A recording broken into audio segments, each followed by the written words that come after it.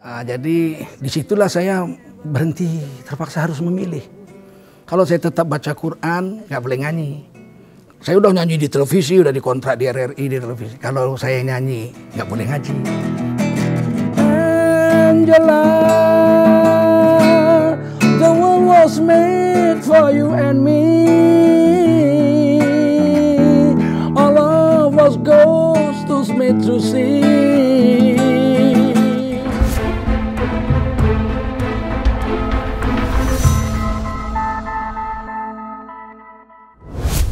Assalamualaikum warahmatullahi wabarakatuh. Waalaikumsalam. Salam sejahtera untuk kita semua.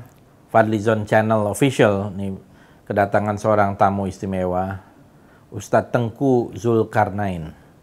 Ustadz Tengku ini saya pertama kali ketemu tahun 97-98. Waktu itu beliau sudah aktif juga di dalam dakwah. Dan saya waktu itu sudah tahu juga Ustadz Tengku ini bukan sekedar Ustadz, tapi juga seorang seniman. Karena beliau ini juga sangat mahir, piawai bermain gitar dan menyanyi. Suaranya agak serak-serak basah ya. Ini yang banyak orang tidak tahu. Taunya Ustadz Tengku dianggap seorang Ustadz yang keras, oposisi gitu ya. Soal PKI dan soal-soal lain ya. Tapi saya tahu Ustadz Tengku ini adalah seorang Ustadz yang sangat luas pandangannya, visinya, termasuk visi kebangsaan dan pengetahuan sejarah. Untuk itulah saya ucapkan terima kasih Ustadz Tengku, selamat datang. Dan saya ingin kita ngobrol aja gitu tentang berbagai hal. Saya ingin mulai nih Ustadz Tengku dengan mungkin sedikit riwayat ya, bagaimana Ustadz Tengku terpanggil untuk kemudian menjadi seorang da'i, ya berdakwah. Karena kan dulunya adalah seorang seniman juga. Tahun berapa mulainya dan kemudian kalau tidak salah Ustadz Tengku ini juga dari Melayu ya. Keturunan dari kerajaan Serdang. Itu di wilayah Sumatera Utara, Serdang itu. Sehingga namanya Tengku Zulkarnain, jadi nama asli. Walaupun nenek moyangnya keturunan dari Minang, dari Pagaroyong. Silakan Tengku. Iya. Bismillahirrahmanirrahim. Jadi dulu waktu saya dilahirkan, saya anak ketiga dari perempuan-perempuan semua ya. Anak pertama perempuan, kakak saya, nomor 2 perempuan, saya nomor 3 laki-laki. Nomor 4 laki-laki tapi wafat umur 14 bulan. Kemudian perempuan, dan anak laki-laki. Jadi bapak ibu saya itu berlomba-lomba untuk menanamkan apa yang mereka mau pada diri saya. Jadi saya ingat itu saya SD ya, kelas 2 atau kelas 3 saya sudah dibelikan organ kecil oleh bapak saya untuk main gitu. Jadi saya membantu ibu, saya sangat sayang dengan ibu. Sambil memasak nasi, dia pakai semprong bambu gitu. Tungku waktu itu. Itu saya masih main gitar, main organ. Sambil masak tuh saya main organ. Jadi kalau saya masak nggak angus nasinya, karena memang betul-betul dirawat ya. Sambil main organ. Terus kelas 4 SD saya dibelikan gitar oleh bapak saya. Jadi saya udah main musik tuh dari kecil. Dan diajar langsung oleh bapak saya gitar klasik. Setiap hari dikontrol. Pulang kerja malam tuh saya pulang ngaji. Dari rumah guru jam 8 tuh saya dikontrol. Udah sampai kemana kemajuan saya main gitu. Sedangkan ibu saya itu anak Cina sebenarnya. Tapi disusukan oleh satu keluarga ulama yang kaya lah di Bagan Sapi Api Riau. Ibu saya itu tidak mau saya itu lari dari agama. Karena keluarga ibu saya satu-satunya yang Islam kan ibu saya sendiri. Abangnya, kakaknya, paman-paman saya semua nggak ada yang Islam. Jadi dari kecil itu saya dididik agama. Karena kakek saya yang dari Riau itu Roto'as, itu namanya Umar Sukri. Dia pesan sama ibu saya waktu kawin, anak laki-laki itu harus duluan ngaji daripada sekolah. Kalau duluan sekolah dari ngaji nanti nggak jadi ngajinya. Jadi saya itu umur 4 tahun sudah ngaji di surau. Rame-rame keluar tuh saya tertolak masuk ke got itu, ke paret itu, basah kuyup. Guru saya terjun itu. Pakai sarung angkat saya digendong bawa pulang. Bapak saya marah besar itu. Bapak saya bilang berhenti ngaji. Tapi ibu saya bawa saya ke kamar mandi, dimandiin sambil nangis. Ibu saya bilang jangan berhenti ngaji nak. Waktu itu saya dalam hati saya nangis tuh, tapi saya dalam hati bilang saya nggak akan berhenti ngaji sampai mati Umi gitu.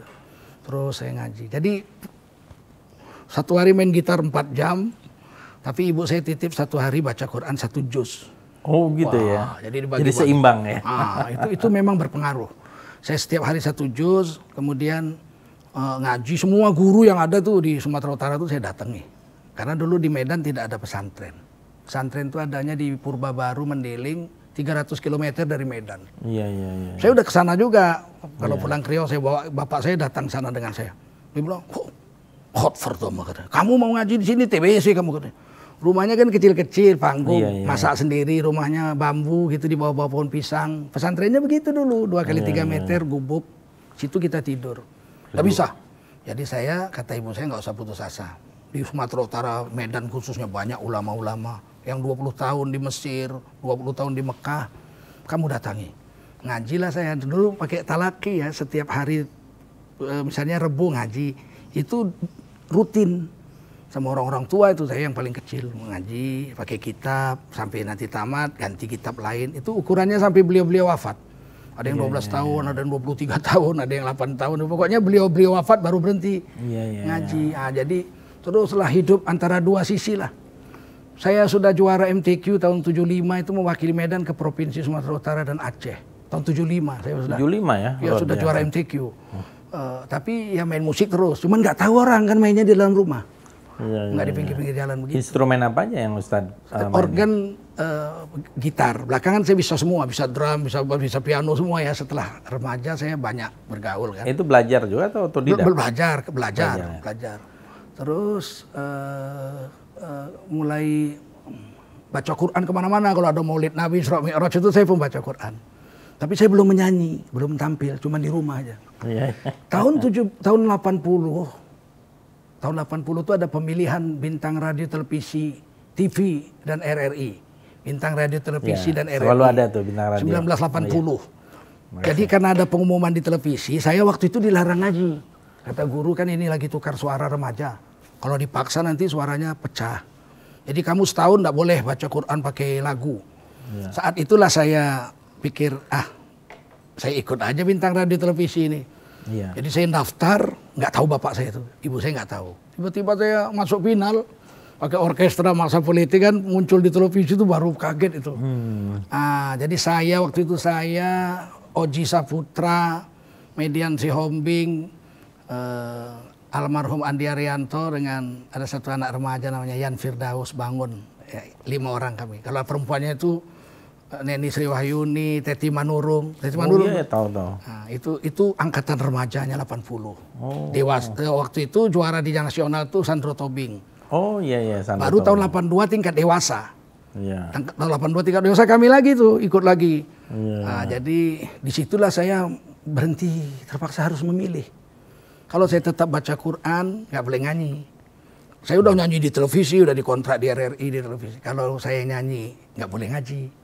Saya akhirnya fokus ke nyanyi dulu, cari duit saya sampai tahun 86 sampai nyanyi di Tiara Hotel Medan. Dulu ada ya. Di Tiara Hotel itu hotel bintang 4 satu-satunya waktu itu. Saya awal-awal dulu tinggalnya juga di situ nginap. Situlah saya menjadi penyanyi di Tiara Hotel. Tapi sampai 86 terus saya berhenti, saya udah jadi dosen tahun 88. Tahun 86 di USU ya? Di USU. Nah, saat itu saya berhenti nyanyi dan saya kembali fokus ke agama. Waktu itu saya jadi penterjemah jemaah tabligh jalan kaki dari Pakistan setahun. Saya terjemahannya, penterjemah dari masjid ke masjid. Saat itulah saya putuskan saya harus berhenti main musik dan fokus ke agama. Walaupun saya tetap mengaji sebenarnya, dan itu saya udah berhenti main musik total, tuh gitar saya buang ke sungai. Karena saya pikir kalau tidak saya nggak bisa mengejar ketinggalan saya dibanding dengan orang-orang yang pesantren. Kan saya harus mengejar itu, fokus siang dan malam itu saja gitu. Sejak 88 itulah sampai sekarang jadi dikenal sebagai seorang dai, tidak lagi diingat orang sebagai seorang pemusik dan penyanyi. Saya banyak ngarang lagu, banyak, ada 80-an karangan 80-an ya? Ada. Masih maksudnya dulu sudah saya direkam. Dulu sudah dibuat partiturnya. Direkam juga untuk acara RRI dan TVRI itu dulu. Kalau di Jakarta Telerama ya. Isbandi kan? Iskandar Isbandi. Kalau di Medan namanya Visiarama. Itu Maksa Politik. Dan saya ada beberapa rekaman saya lagu ciptaan saya dengan orkestra dengan Maksa Politik. Itu guru musik saya lah. Beliaulah yang mengorbitkan saya itu sejak 80 sampai tahun 88 itu. 88. 86 puncaknya itu saya jadi penyanyi di Tiara Hotel. Dan lagu-lagu itu bagus-bagus sebenarnya. Sebagian saya jual aja gitu untuk jalan-jalan ke Bali gitu. Iya. Dulu dibeli lagu saya itu. Cuman namanya hilang. Tapi sejak menjadi dai belum pernah kembali lagi ke dunia musik sebagai dakwah. Tidak pernah. Sebagai Walaupun dakwah nggak pernah. Saya main musik, saya ingat saya sekali di Korea karena saya mau ditangkap, dituduh ISIS, dia ada yang ngadu lah. Jadi terpaksa saya main gitar sekali di Korea.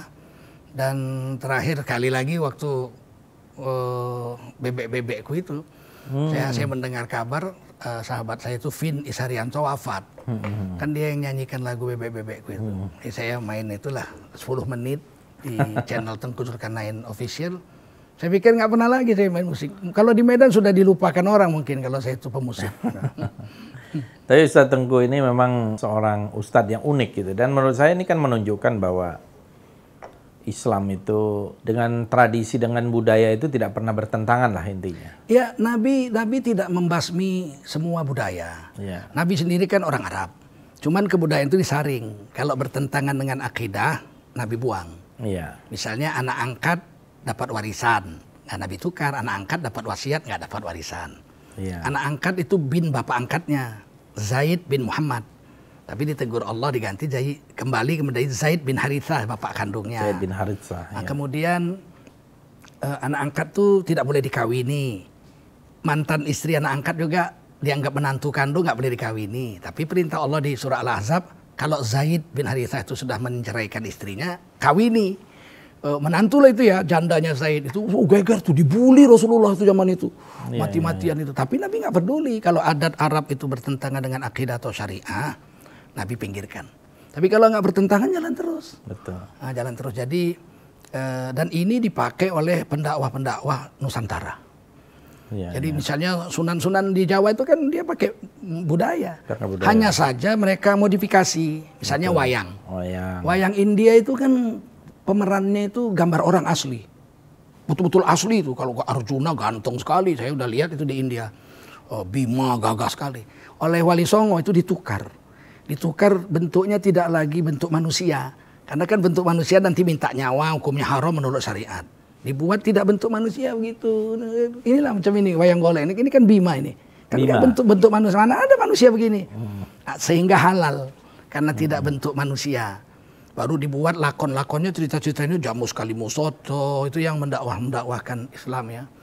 Pintu masuknya itu Ghafuro, Gapura. Ghafuro itu gerbang keampunan dosa. Iya. Jadi masuknya itu bayarnya pakai sekaten, syahadatain, asyhadu alla ilaha illallah, asyhadu anna rasulullah. Jadi itu saya tidak pungkiri itu dan itu kita buat. Betul. Jadi beberapa budaya. Saya sendiri kan lagu Jawa bisa, lagu Batak bisa, lagu Melayu, cengkok-cengkoknya itu saya pelajari gitu. Sehingga kalau dibilang anti budaya, mereka nggak kenal kita berarti. Ya justru itu menurut saya dari dulu kan peradaban Islam termasuk yang paling maju kan, pernah kita sangat begitu maju karena menyerap budaya, ilmu pengetahuan, sains dan lain-lain. Ustadz Tengku masuk MUI atau menjadi pengurus sejak kapan? Saya masuk MUI sejak 99 ya. 99. Tahun 1999 waktu itu hampir ribut lah Indonesia ya, seluruh Indonesia. Saya itu 98, 99 ya. 99 waktu Gus Dur berkuasa jadi presiden itu ada wacana untuk menghapus TAP MPRS nomor 25 tahun 1966 tentang PKI. Iya, ada usulan waktu itu. Waktu itu saya dipanggil karena saya kan ke pengurus Matlaul Anwar di Sumatera Utara. Iya. Jadi saya dipanggil dari Jakarta ke Kang Ishak Jueli, ketua Matlaul Anwar, untuk buat tablik akbar di Jawa ini. Di Luwiliang itu 120.000 orang itu yang hadir. Yang ceramah saya tentang harus menolak PKI itu. Sampai di Banten di mana-mana. Nah, Gus Dur waktu itu ngomong tuh ada orang muda nggak tahu ngajinya di mana, dipanggil kiai menolak komunis. Maksudnya saya lah kan. Tapi kemudian saya jumpai Gus Dur. Saya jumpai terus bicara. Ternyata orangnya fair Gus Dur itu. Ada agenda-agenda Gus Dur itu yang susah diduga ya. Jadi kalau dibilang ini saya akan hidupkan lagi ini PKI dengan menghapus TAP MPRS nomor 25. Orang kan marah tuh. Dengan marahnya itu, ini nggak jadi begitu. Jadi ini memang beberapa gebrakan Gus Dur seperti itu. Caranya ya. Caranya. Seperti waktu Assalamualaikum itu kan orang udah malu pakai Assalamualaikum tuh tahun 80-an. Kalau ketemu udah hai, hello gitu. Siapa yang Assalamualaikum diketawain. Waktu Gus Dur pulang dari Baghdad jadi ketua umum PBNU, ucapan beliau kan Diganti Assalamualaikum sudah kuno. Kita ganti saja dengan selamat pagi. Itu orang jadi marah, orang di mana-mana akhirnya Assalamualaikum, Assalamualaikum. Itu gaya Gus Dur ya. Jadi lilin dia sendiri terbakar tapi orang lain terang.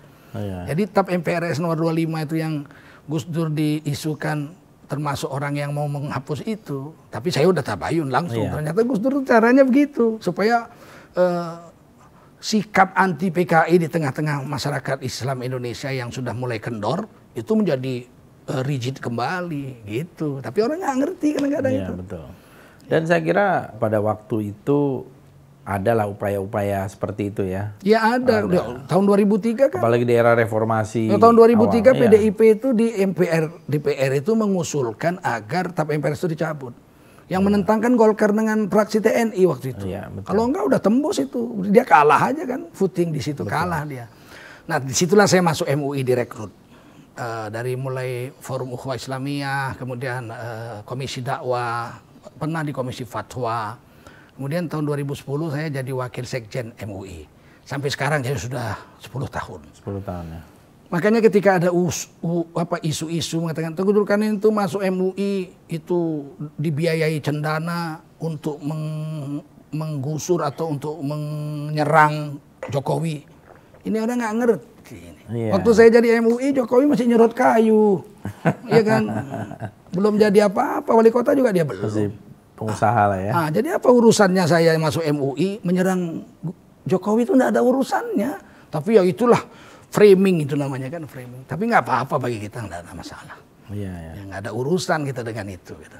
Kan kita pernah juga beberapa kali di forum ILC ya. Dan terakhir yang berdebat dengan ada anaknya Aidit dan lain-lain itu. Menurut Ustaz Tengku, apakah memang PKI ini mau bangkit kembali atau mereka ini mempunyai dendam sejarah yang ingin dikembalikan atau mereka memang mau menghapus jejak sejarah itu? Tiga-tiganya. Tiga-tiganya. Pertama mereka mau bangkit. Kan orang bilang ini, sedangkan di Cina sendiri sekarang ekonominya kapitalis. Ekonominya kapitalis. Tapi kekuasaannya tetap komunis. Kalau di Indonesia ini mau dibangkitkan komunis itu untuk kekuasaan. Dia bisa diktator, dia bisa ngarahkan orang, nangkepin orang. Tapi kalau untuk ekonominya kita pasti kapitalis. Orang aset-aset negara dijualin kok ke asing. Tapi komunisnya itu tetap dipegang. Cina sekarang kapitalis, ekonominya. Tapi secara pemerintahannya dia tetap komunis. Form politiknya memang Partai Komunis. Partai Komunis PKC kan. Iya. Nah, jadi nggak usah dibohongi. Oh sekarang komunis sudah tidak laku. Tidak laku secara ekonomi. Tapi secara politik justru sekarang lah PKC Cina itu sedang on the top-nya ini. Ini sedang puncak-puncaknya mereka ini. Iya. Nah ketika Indonesia kemudian mengirim politikus-politikusnya sebagian partai ya ke PKC Cina. Ya itu patut sudah terang-terangan bukan lagi dicurigai. Iya, iya. Mengkader orang-orangnya untuk jadi PKI lagi. Dengan Cina afiliasinya. Begitu. Yang kenyataannya kan memang sekarang hak bersuara masyarakat itu betul-betul dikontrol ketat seperti di Cina. Ngomong apa-apa aja diarahkan mau menggulingkan presiden. Nggak ada urusannya. Kita itu menyampaikan pendapat kita secara lisan dan tulisan. Bukan karena mau menggulingkan presiden, karena dijamin oleh konstitusi. Betul. Jadi dia itu pertama memang mau itu. Kedua dia memang mau membalas dendam itu pasti. Pastilah siapa nggak dendam mereka itu 32 tahun tiarap. Iya. Nggak bisa jadi pegawai negeri, nggak bisa macam-macam. Kecuali dia menukar latar belakang hidupnya, identitasnya. Yang ketiga dia mau menutupi kegelapan masa lalunya. Itu udah pasti. Ya, dengan mengatakan Pak Harto adalah dalangnya segala macam itu kan dia mau menggiring, menggiring seolah-olah PKI di Indonesia itu korban. Ya. Padahal di mana ada PKI korban? PKI itu komunis itu di mana-mana itu dalang ke perseteruan di mana aja di Kuba, di mana coba di Soviet, di Cina, di Kamboja. Di Albania, jejak mereka membunuh aja kerjanya. Kalau di Indonesia kan jelas-jelas itu. Begitu udah selesai kudeta 48 gagal, dia cari kambing hitam. Yang jadi kambing hitamnya Hatta. Iya. Begitu selesai 65, cari kambing hitam. Iya, Pak Harto. Pak Harto. Ya saya bilang waktu itu penasaran. Di Indonesia ini kayak penasaran. Karena mereka tidak ikut proklamasi kemerdekaan, mereka tidak ikut menyusun Pancasila, mereka tidak ikut menyusun Undang-Undang Dasar 45 gitu ya. Jadi mungkin mereka ingin melakukan sebuah perubahan dengan cara-cara komunis, dengan ideologi komunis, kan itu yang jelas. Saya mau tanya tentang bagaimana suka dukanya di dalam berdakwah itu, dan mungkin juga bisa menceritakan hambatan-hambatan yang terjadi. Saya tahu Ustadz Tengku juga pernah mengalami persekusi ya, kalau tidak salah beberapa waktu lalu juga ada. Kemudian mungkin karena mengalami banyak zaman, setidaknya zaman Orde Baru, Orde Reformasi dari beberapa presiden, apakah hambatan-hambatan itu semakin besar atau sekarang ini justru semakin leluasa? Ya, saya mulai dakwah tuh masih zaman Orde Baru ya. Umur 16 tahun saya sudah jadi khatib Jumat. Sebelumnya saya qori ya, pembaca Quran di acara-acara Maulid Nabi, Nuzul Quran dan sebagainya. Tahun 16 tahun itu saya diangkat menjadi guru madrasah Ibtidaiyah Muhammadiyah Tanjung Sari nomor 3. Jadi Muhammadiyah nomor 3 itu. Setelah Jalan Kamboja, kemudian Gedung Arca, kemudian yang ketiga adalah Tanjung Sari. Nah, di situ saya jadi guru madrasah. Di situ saya sudah mulai dakwah. Jadi khatib Jumat, sudah mulai dakwah. Zaman Orde Baru itu yang dibilang otoriter itu saya nggak mengalami penindasan. Artinya saya khutbah itu dari dulu ceramah itu memang keras. Kalau ceramah lucu-lucu ya. Kalau khutbah tuh saya keras sekali. Karena waktunya kan 20 menit, 30 menit. Saya itu tidak pernah dihalangi. Cuman turun diberitahu. Nak, kamu masih muda. Kamu jangan nyerang pribadi. Jangan nyerang pribadi gubernur. Jangan nyerang pribadi apalagi presiden.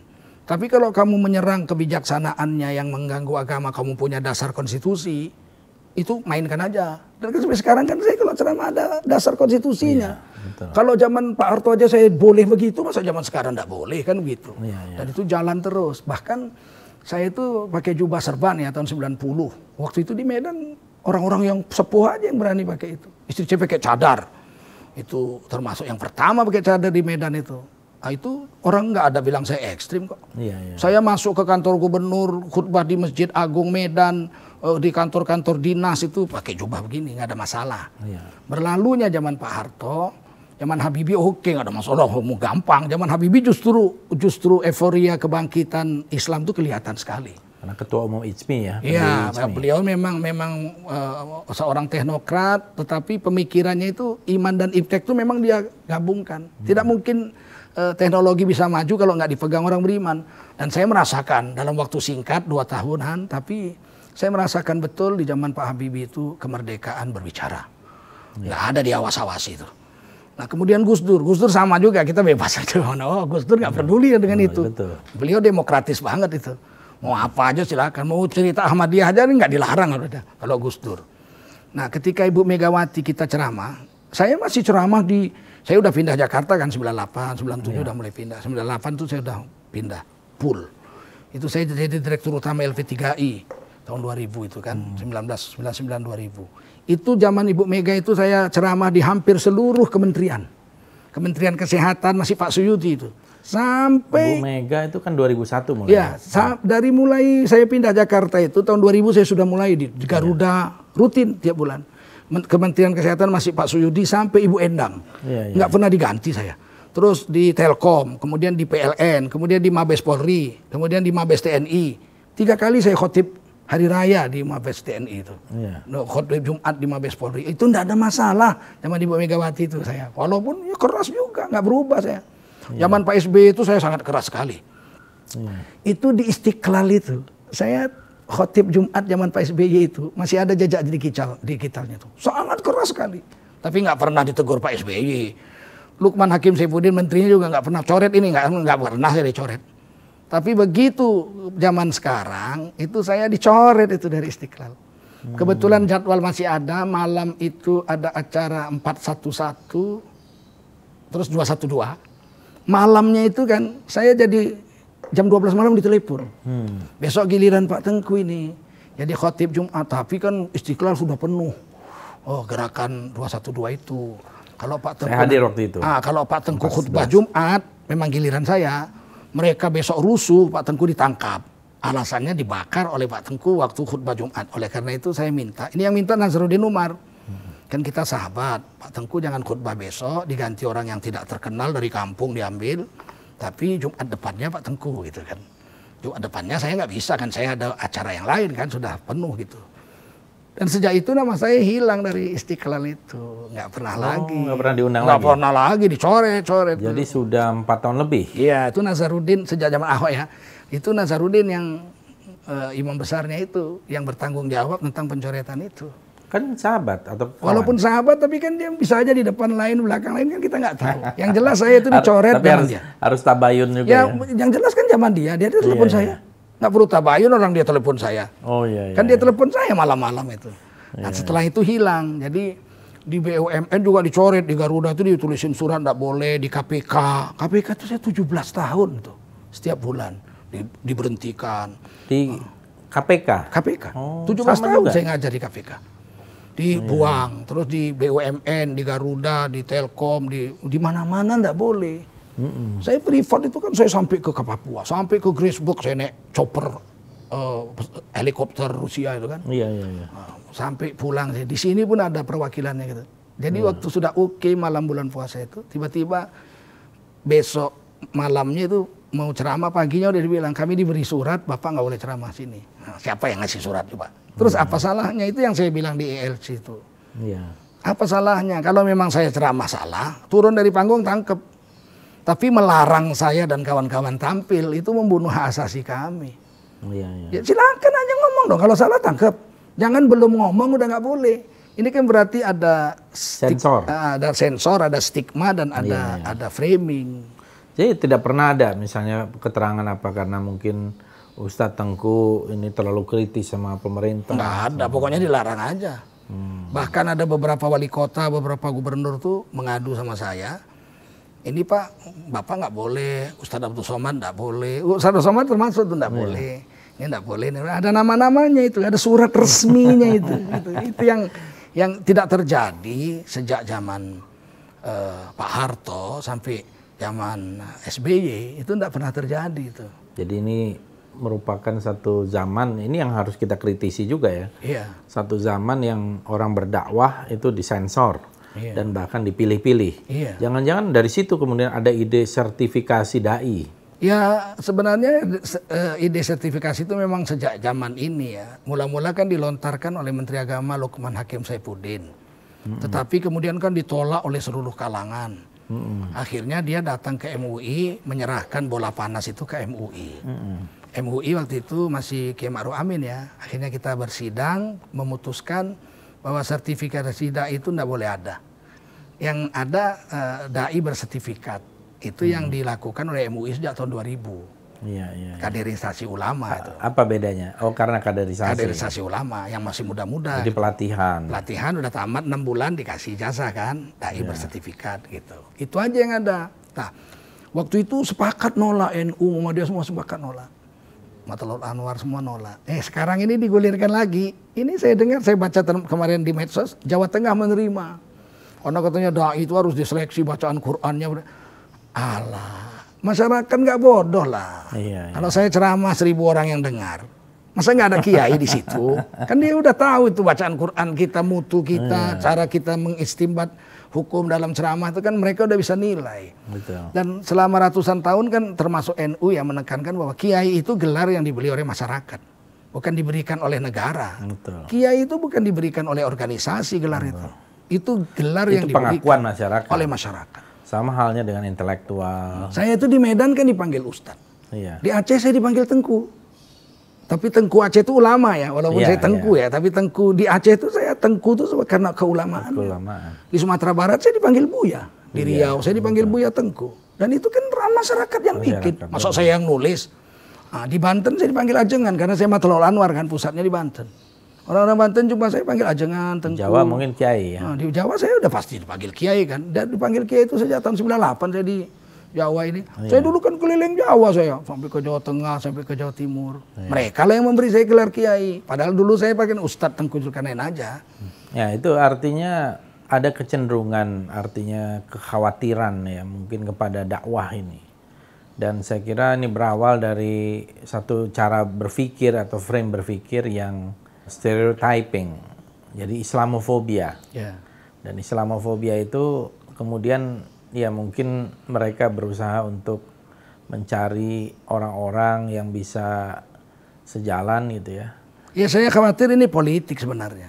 Ya. Ada satu partai yang sangat takut kalau Islam itu bangkit di Indonesia ini.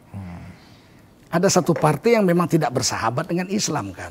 Setiap ada acara pembuatan undang-undang pornografi mereka keluar walk out, undang-undang pendidikan mereka walk out. Kalau Golkar kan masih membela kita di parlemen waktu itu ya. Misalnya undang-undang pendidikan itu saya ingat betul tuh. Pasal 12A itu ditolak. Berulang-ulang kita bahas itu di MUI. Tiap-tiap anak didik berhak mendapatkan pendidikan agama sesuai dengan agama yang dianutnya dan diajarkan oleh guru yang seagama dengannya. Di mana salahnya? Nggak ada yang salah. Orang Kristen yang tinggal di Banda Aceh, anak sekolah berhak mendapat pelajaran agama Kristen diajar oleh guru yang beragama Kristen. Anak Hindu yang sekolah di SD Muhammadiyah di Yogyakarta, dia berhak dapat pelajaran agama Hindu diajar oleh guru Hindu. Di mana salahnya itu? Kok tiba-tiba ada satu partai walk out gitu? Nah, kan aneh ini kan. Nah, saya melihat ini orang memang nggak suka agama. Sehingga kalau misalnya orang-orang Islam itu militan, pasti partai nasionalis yang anti agama, saya bilang dengan tanda kutip memang nggak suka agama ini akan kempes.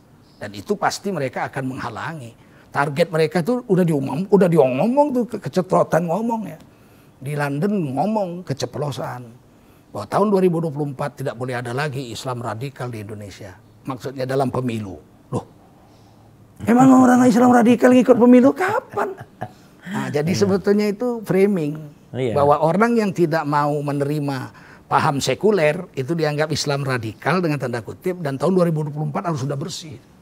Nggak boleh jadi pegawai negeri, nggak boleh jadi macam-macam. Ini yang saya kira mereka mungkin tidak belajar tentang Islam itu sendiri ya. Karena ya nggak ngerti Islam mereka sebenarnya. Islam itu bagaimanapun sebuah agama yang sudah sempurna, toleran dan masuk ke semua lini. Ya, termasuk di Eropa ya. Seperti di berbagai negara Eropa sekarang kan luar biasa sudah. Kayak Macron itu resistensinya begitu tinggi dengan pernyataan itu saja. Nah, itu di negara yang umat Islamnya sedikit. Nah, di sini kan bagaimana mau melawannya? Saya ingat sekali dulu tahun 90 ya atau 80-an akhir itu kan juga banyak orang yang baru mulai pakai jilbab ya Ustaz Tengku. Tapi ketika itu ada pelarangan kan, bahkan pengusiran. Akhirnya sebaliknya yang terjadi sekarang satu perubahan. Jadi ketika ditekan seperti itu, yang terjadi justru sebaliknya. Saya kira fenomena seperti Macron di Prancis itu justru akan menambah orang antusias untuk mempelajari Islam. Betul. Apalagi disebut teroris Islam oleh Macron. Dan begitu juga di Inggris dan lain-lain ya. Jadi kira-kira menurut Ustadz, apa yang perlu dilakukan sekarang ini? Artinya menghadapi sebuah mungkin kekuasaan yang tidak terlalu bersahabat dengan Islam gitu. Ya, pertama kita harus buat pengkaderan ya. Jadi pola berpikir dan keyakinan anak-anak muda kita itu harus ditanamkan kepada mereka bahwa Islam itu kesempurnaan hidup. Bahwa Islam itu kan way of life, way of thinking. Jadi bukan hanya action sehari-hari tapi cara berpikir. Cara thought-nya itu yang sebetulnya harus ditanamkan pada anak-anak muda bahwa Islam itu sempurna. Tidak ada agama sesempurna itu. Dari mulai urusan ranjang sampai cara mau bersetubuh sama istri diajari kok. Bersih dulu, pemanasan dulu, baca doa dulu. Kemudian setelah selesai jangan pergi kayak burung. Tinggallah sejenak, hibur-hibur istrimu walau hatimu sudah bosan. Dan jika kamu mau mengulangi ronde kedua, kamu cucilah farjimu dengan air dan berwuduklah seperti orang mau sholat, baru lakukan ronde kedua. Mana ada agama sesempurna ini? Nah ini harus ditanamkan kepada generasi muda agar mereka itu melihat dan memang benar tidak ada. Kan gitu. Saya jujur aja dari kecil kan, saya belajar agama itu. Semua agama saya baca, saya pelajari itu. Agama Nasrani, agama Cina, agama Buddha itu saya baca juga. Ternyata memang setelah dewasa itu saya melihat tidak ada agama yang sesempurna Islam. Mau masuk WC aja 9 adabnya. Iya. Kaki kiri, baca doa, jongkok, istibroh, istinja, tutup aurat, kemudian melangkahkan kaki kanan, baca doa, tutup kepala waktu masuk WC. 9. Belum lagi yang lain-lain. Nah, ini harus tanamkan kepada masyarakat. Sampai urusan politik. Dalam perang aja Nabi bilang, ada 5 yang tidak boleh dilakukan oleh orang Islam ketika perang. Pertama, menghancurkan rumah ibadah orang selain Islam. Iya. Jadi kalau kita udah menang perang, musuh masuk gereja misalnya, kita tunggu aja di luar. Sampai makanannya habis, minumannya habis. Kan dia nyerah. Nah, baru ditawan. Namun kita masuk ke gerejanya, menyerbu itu tidak boleh. Nah, itu kedua, tidak boleh membunuh pendeta-pendeta. Karena kalau negaranya udah kalah perang kita kuasai, anak-anaknya kan harus belajar agama. Dipaksa masuk Islam tidak boleh, la ikraha fiddin. Nah, dia harus belajar agama. Siapa yang ngajar? Pendetanya. Karena kalau anak-anak itu tidak diajar agama, nanti dia jahat dewasa yang rugi kita. Dia akan ganggu kita juga kan, memperkosa, merampok, narkoba dan sebagainya. Pendeta tidak boleh bunuh. Ketiga, wanita nggak boleh bunuh. Nah, keempat, anak-anak nggak boleh dibunuh. Coba anak-anak apa salahnya? Dia biar aja, dia hidup. Terus kalau dia Nasrani, dia nanti setelah aman perang dia belajar sama pendetanya. Kalau dia orang Hindu, dia belajar sama pendetanya. Kita melindungi kehidupan beragama itu. Dan yang terakhir nggak boleh meracun air. Perang meracun air kan menang. Iya, betul. Di atas racun aja mati semua yang di bawah kan gitu. Kalau meracun air aja nggak boleh, bagaimana meracun udara? Artinya semuanya ada tata cara, ada dengan adabnya. bom kimia kan nggak boleh. Nah, itu harus kita tanamkan sama anak-anak muda. Sehingga generasi muda kita punya wawasan bahwa Islam itu memang sempurna. Cara hidup dan cara berpikir. Kalau ini sudah hidup, aman ini semua. Bagaimana kalau masuk WC aja diatur sedemikian rupa? Masa milih pemimpin nggak diatur? Iya. Orang yang akan kita beri amanah 5 tahun, ngurusin seluruh keperluan duniawi kita dan duit kita. Duit kita tuh 5 tahun dia urus menurut maunya dia. APBN. Nah, kalau kita nggak pilih orang yang soleh, udah jadi apa tuh duit kita itu? Nah, oleh karena itu harus ditanamkan tentang Islam pada mereka. Nah, sekarang ini mereka sebaliknya. Mereka tuh mengatakan Islam itu tidak boleh, ini bukan negara Islam. Kalau semua mau Islam terus bagaimana dengan agama yang lain? Seolah-olah Islam itu memusuhi agama yang lain. Ini framing jahat ini. Nah, inilah tugas kita menanamkan ini kepada masyarakat kita. Bahwa Islam itu nggak ganggu orang kok. Di mana Islam ganggu orang? Nggak ada Islam ganggu orang. Iya. Malah justru Indonesia inilah, kalau orang Islam saya katakan di ILC dulu. Islam radikal di masjid. Kalau 230 juta Indonesia itu radikal 10% aja. 23 juta orang asal jumpa orang lain Islam dibunuh. Nggak ada gereja yang berdiri. Nggak ada kuil yang berdiri, dibakar semua. 23 juta orang. 10% aja. Tapi kan nggak terjadi itu. Dan saya termasuk yang percaya bahwa Islam di Indonesia ini ya Islam yang benar. Dan Islam itu pasti moderat kan. Iya, sangat. Dia wasaton ya, dia tengah-tengah. Ya. Jadi tidak ada yang nih. Nah, kalau Ustadz ya menjadi seorang yang dimintai nasihat oleh Presiden misalnya, Presiden Jokowi, kira-kira nasihat apa yang akan diberikan? Pertama saya di mana-mana saya bilang juga, jangan ganggu agama. Karena agama ini sakral. Kalau diganggu orang antipati, orang bisa marah, orang bisa kalap dan sebagainya. Jangan ganggu agama. Tentu dengan catatan semua orang yang mengganggu agama itu harus di stop. Harus ada pernyataan dari Presiden, tidak boleh ada penghinaan agama, gangguan agama dan lain-lain, sehingga hidup beragama di Indonesia itu jadi bagus. Itu yang pertama. Yang kedua, konsisten aja. Kalau Pak Harto kan kita harus akui bahwa Pak Harto itu konsisten dengan GBHN. Dibuatkan GBHN. Jadi ada jelas patronnya. Tahun ini selama 5 tahun. Tahun ini tidak terpenuhi misalnya, baru 70%. Dikejar pada tahun berikutnya. Pada berikutnya. Karena ada spare waktu 5 tahun juga untuk pertanggungjawaban satu pelita. Misalnya tahun 90 ternyata baru tercapai 70%. Nanti 91 yang 30% itu dikejarkan, yang 100% dari 91 itu dibuat seberapa mampu. Tapi nanti ujungnya pada tahun 1995 itu 5 tahun itu dia sudah ada grafiknya. Pak Jokowi harus kerja seperti itu, jangan mentang-mentang sudah nggak ada GPHN terus nggak ada target gitu.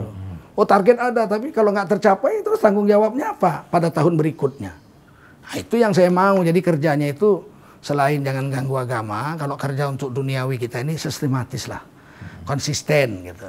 Tapi kan apakah Pak Jokowi atau siapa yang mengganggu agama? Saya kira mungkin beliau juga mendapat masukan-masukan yang belum tentu benar ya. Ya nyatanya kan agama diganggu terus tiap hari ini. Coba ada film My Flag misalnya, dan radikalisme, wanita pakai kerudung berantem sama wanita pakai cadar, kemudian cadarnya direnggut, terus ucapannya tidak boleh ada bendera lain selain merah putih di negeri ini. Nggak cocok kan? Itu banyak bendera provinsi. Nah kalau nggak lagi gini, kalau tidak ada bendera lain, kenapa yang direnggut itu cadar? Iya, ini memang harusnya kan tidak boleh ada bendera lain, yang direnggut bendera. Dari pihak tokoh-tokoh, beberapa tokoh saya baca dari NU sendiri kan memprotes itu juga. Ya tapi kan pemerintah nggak punya upaya apa-apa untuk mencabut itu dari konten YouTube misalnya, kan itu hak Kominfo, hak presiden itu. Ini bikin rusuh ini. Kalau adegannya itu bendera separatis, terus adegannya nembaki polisi, nembaki tentara, tidak boleh ada bendera lain, cocok. Lah kalau ini narik cadar, banting orang celana cingkrang, tidak ada komentar apapun dari pemerintah. Jadi kayaknya memang dibiarkan gaduh aja gitu. Itu salah satu mungkin wujud dari Islamofobia juga ya. Jadi atau framing supaya memang Islam itu cadar itu radikal, anti Republik Indonesia, anti NKRI. Sampai wakil presiden sendiri yang masih menjabat ketua umum tidak bicara apapun tentang itu. Tapi itu yang saya jangan-jangan memang jalannya Ustaz. Kayak dulu orang melarang jilbab, akhirnya orang berjilbab. Ini nanti melarang itu ada juga orang yang nanti malah. Tapi beda kontennya. Kalau melarang itu, ini kan bukan melarang, ini memfitnah bahwa orang yang anti merah putih itu adalah orang bercadar dan celana cingkrang, sangat berbahaya ini. Sangat berbahaya. Saya kira itu tidak benar lah ya. Iya. Ini kan kita berada di dalam satu situasi ini yang Ustadz sendiri akui bahwa ada hambatan-hambatan di dalam dakwah gitu. Dan peran MUI yang sekarang ini mungkin juga ada upaya untuk direduksi, khususnya misalnya dalam kaitan dengan Omnibus Law, sertifikasi dan sebagainya. Kira-kira MUI ke depan ini seperti apa seharusnya? Ya seharusnya MUI ke depan tetap bersikap sebagaimana asas berdirinya MUI. Pertama, himayatul ummah, kita menjaga umat agar tetap dalam jalur pemikiran Islam dan tindakan-tindakan Islami. Nggak boleh lari itu. Yang kita lindungi dan kita arahkan. Kemudian kita sodiqul a'immah, kita sahabat pemerintah. Kalau salah kita nasihati. Nah ini yang selalu keliru. Wah Tengku Zulkarnain dan kawan-kawan tuh kalau nasihati pemerintah keras. Lah kami orang Sumatera. Orang Sumatera kan memang begitu gayanya gitu. Kalau harus lembut dengan seperti gaya orang Jawa, orang Sumatera memang tidak bisa. Tapi kan kita nggak pernah lari daripada peraturan dasar rumah tangga dan peraturan dasar MUI. Itu sudah kita jaga. Gitu. Yang saya khawatir ke depan ini bukan kekurangan untuk bergeraknya MUI, tapi MUI-nya yang dibongsai. Jadi udah mulai ada isu-isu campur tangan ketua umum MUI itu mau diatur orangnya. Itu nggak pernah terjadi, zaman Pak Harto nggak terjadi. Pak Harto itu mendirikan MUI tahun 1975 itu zaman Pak Harto. Tapi ketua umum pertama itu justru Buya Hamka. Bukan mewakili ormas tapi mewakili pribadi. Nah, dia terpilih beliau itu jadi ketua umum MUI zaman Pak Harto. Artinya Pak Harto nggak campur. Kalau Pak Harto campur pasti dia pilih tokoh-tokoh yang dekat sama beliau lah kan. Nyatanya kan Buya Hamka. Dan Pak Harto nggak berarti tidak campuri. Sekarang ini saya dengar isu ada mau campur-campur ini. Udah digiring orangnya. Orang-orang yang kira-kira memang nggak pernah sekalipun nyenggol pun nggak berani gitu dengan pemerintah. Nah, ini kan bahaya MUI. MUI itu himayatul ummah dan pemberdayaan ekonomi umat yang ketiga. Yang sekarang ini ekonomi umat memang betul-betul hancur. Bayangkan satu Taipan punya tanah 1 juta hektar kebun. Sementara saya lah rakyat biasa untuk ngambil tanah hutan 1 hektar ini ditangkap saya. Mereka 1 juta hektar ditandatangani oleh pejabat untuk masa waktu 35 tahun tambah 35 tahun. Omnibus Law ini kan 90 tahun. Kalau 90 tahun cucu saya udah mati, ketemu di alam barzah saya. Cucu mati cucu, iya kakek. Bagaimana dunia? Belum habis lagi kontraknya kayak kan 90 tahun. Wah, sial banget negeri kita. Nah itu yang kita harus sampaikan bahwa MUI itu kontrol sosial masyarakat ya. Dia memang sahabat pemerintah tapi bukan stempel kebijaksanaan pemerintah. Kita bukan khadimul a'immah. Kita itu khadimul ummah. Ini kata Kiai Haji Ali Yafi. Kita pelayan masyarakat, umat, bukan pelayan pemerintah kita. Betul. Begitu. Makanya MUI itu tidak ada pelantikan oleh pejabat. Iya ya. Nggak ada. MUI itu hanya istihar aja pengumuman bahwa kita ini sudah dipilih oleh Munas, pengurusnya ini. Hanya sekedar itu. Ya, paling pembukaan pada waktu Munasnya aja ya. Nah, itu pidato aja. Pidato sambut. Tetapi kita tidak pernah Presiden Indonesia melantik pengurus MUI tahun nggak ada. Kita bukan bawahan pemerintah. Jadi kita itu tidak ada pernah pelantikan MUI oleh pemerintah itu nggak ada. Mudah-mudahan lah ke depan Ustadz Tengku MUI ini tetap sesuai dengan hitohnya ya. Amin. Nah, kalau Ustadz Tengku, kalau boleh tahu siapa figur atau kiai ulama yang memang selama ini menjadi semacam patokan teladan gitu? Orang Indonesia? Iya. Ya, pertama saudara sepupu kakek saya, Ahmad Khotib Minangkabau. Oh, itu imam besar di Masjidil Haram. Haram. Kakek saya sekolah ke Belanda, saudaranya ini sekolah ke Mekah. Iya. Ahmad Khotib ini. Dan muridnya kan yang besar tuh Muhammad Darwis dengan Yai Hashim Asy'ari. Yai Muhammad Darwis ini pulang, ganti nama gurunya. Ahmad Khotib diambil Ahmadnya, Zaini Dahlan diambil Dahlannya. Jadilah Ahmad Dahlan. Ahmad Dahlan, sebetulnya itu mengambil nama guru.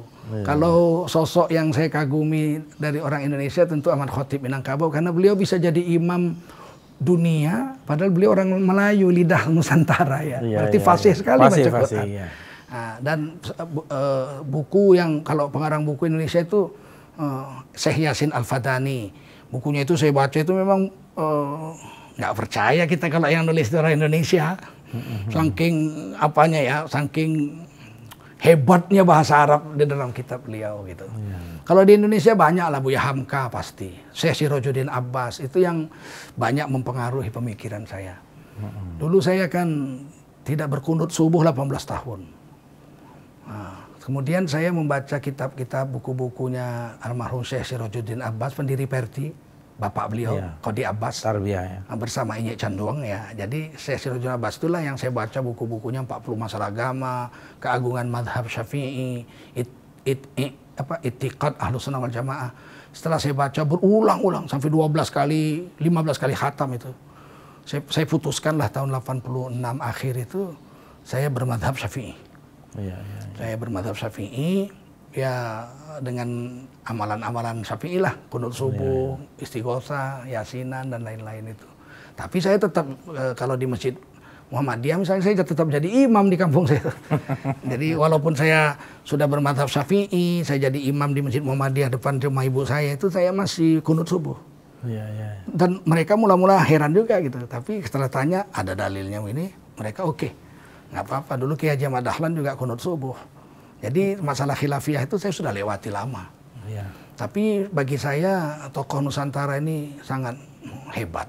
Kalau 400 tahun yang lalu itu kan ada Syekh Kuala. Itu Abdul Rauf Al-Fansur. Itu mengarang kitab tafsir besar begitu. 450 tahun yang lalu. Dicetak di Mesir. Dalam bahasa Melayu. Namanya tafsir Baidawi Melayu. Itu saya baca dan saya ajarkan itu di Medan dulu waktu saya masih sangat muda ya.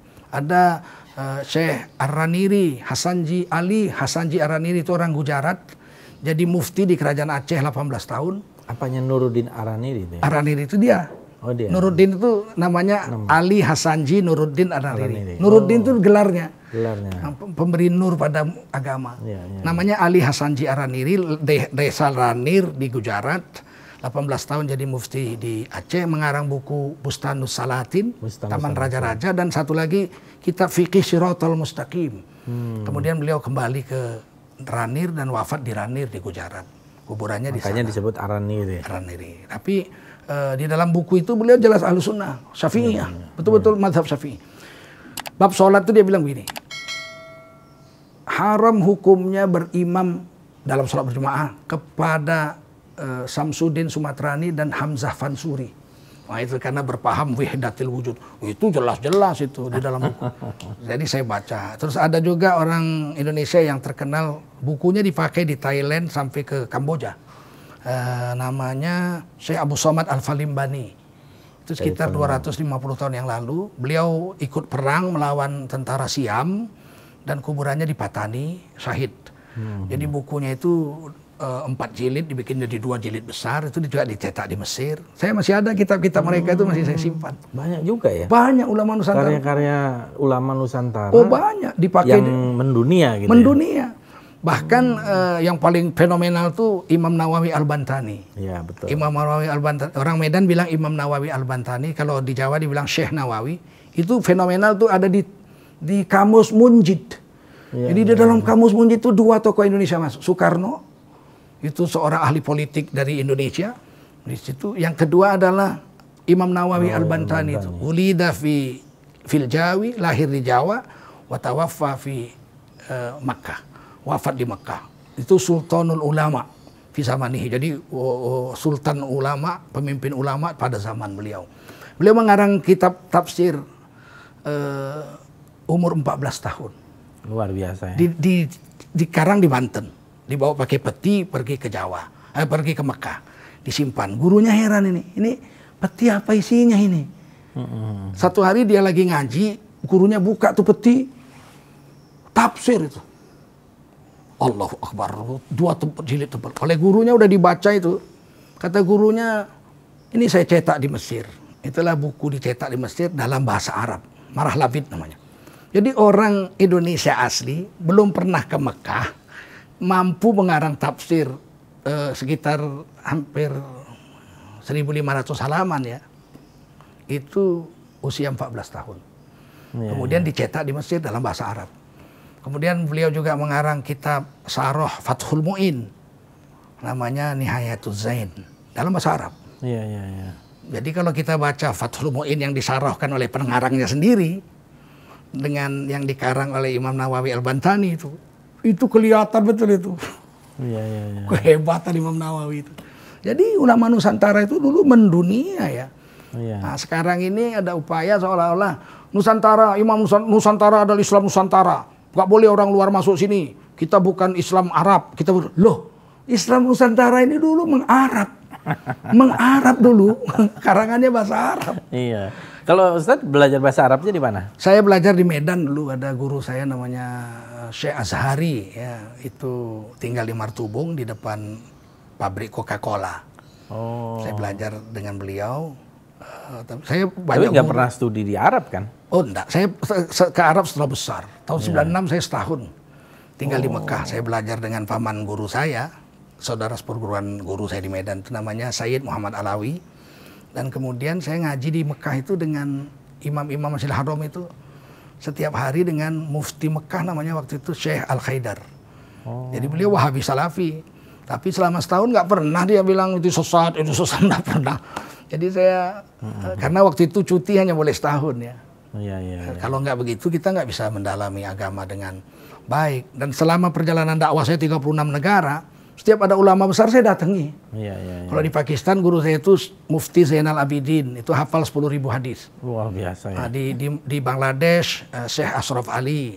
Nah, gitu. Saya kalau ada ulama besar dimanapun mesti saya datang. Nah itulah. Berziarah lah itu ya. Nah, sambil ngambil berkah, sambil dia nanya-nanya ya. Terakhir nih, Ustadz Tengku. Tadi kan kita memulai dengan seni, dengan musik. Nah, Ustadz Tengku paling suka lagu apa? Seni kan universal ya. Iya. Jadi saya itu semua lagu suka aja. Suka ya? Ya semua lagu. Dan banyak hafal juga lagu-lagu. Dulu ya banyak sekali dulu yang paling disukai apa? Saya dulu kalau main gitar yang suka saya Jose Feliciano. Wah, coba boleh nggak dicoba? Nah, mana coba gitarnya? Tapi saya udah lama nggak main. Impromptu. Udah lama sekali nggak main ya. Ini biar ditunjukkan nih bahwa Ustadz Tengku ini bukan Ustadz kaleng-kaleng ini.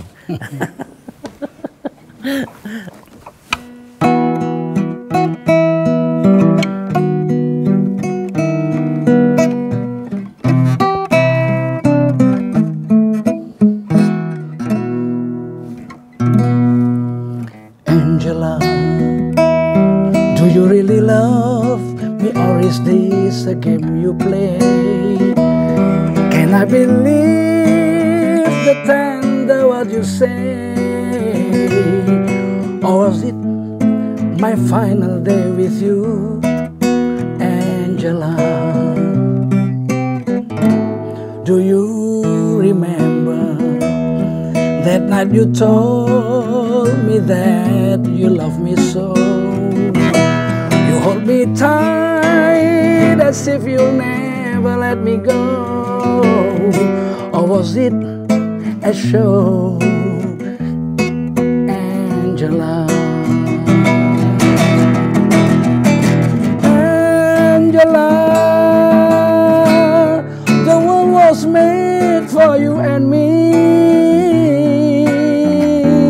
All of us ghosts made to see. Was strong together, can you see? So if you love me, I promise I will never, never let you go. I'll think about that night you said you love me so. Or was it a show, Angela? Angela, Angela, Angela, Angela. Wah, luar biasa Ustadz Zulkarnain. Lama sekali nggak main ini. Ini kalah ini seniman-seniman ini. Ini menunjukkan bahwa Ustadz Tengku ini bukan bicara asal ngomong ya.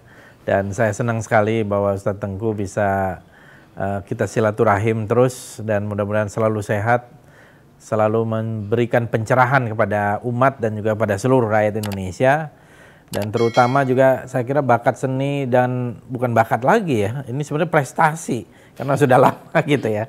Ini jangan ditinggalkan lah Ustadz, supaya kepada milenial ya, ada K-pop, ada segala macam. Nah, ini bagian dari seni yang bisa membawa misi untuk lebih memudahkan orang memahami perasaan, menjadi bertutur rasa, dan mungkin dakwah juga melalui di situ. Ini usul saya nih Ustaz. Saya sekali lagi ucapkan terima kasih. Mudah-mudahan kita bisa terus silaturahmi ke depan. Terima kasih. Assalamualaikum warahmatullahi wabarakatuh. Waalaikumsalam warahmatullahi wabarakatuh.